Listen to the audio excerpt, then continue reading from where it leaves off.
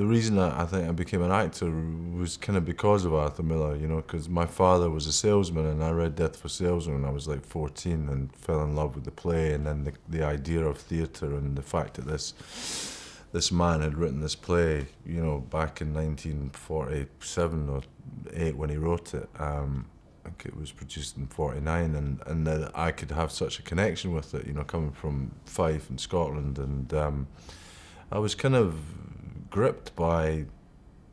A, Arthur Miller as a playwright, and B, the power of theatre and of writing and of communication, and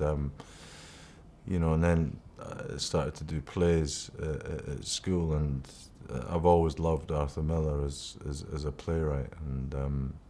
it was, yeah, I mean, very interesting man to play.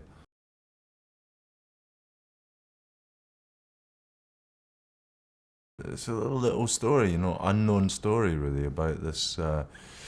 boy who spent a week with Marilyn Monroe, or you know, a few weeks in London when she was making Prince and the Showgirl, and their relationship, and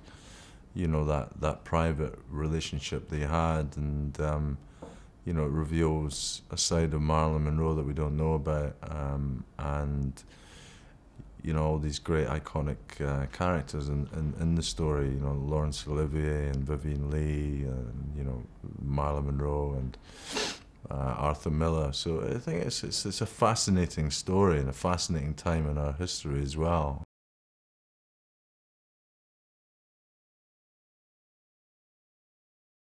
She's wonderful. I mean, she's terrific. She's Marilyn Monroe. You know, she's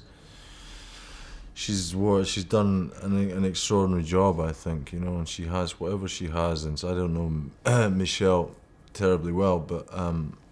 whatever she has inside her, she's certainly utilised to an extraordinary effect to portray this, you know, this iconic figure, Marilyn Monroe.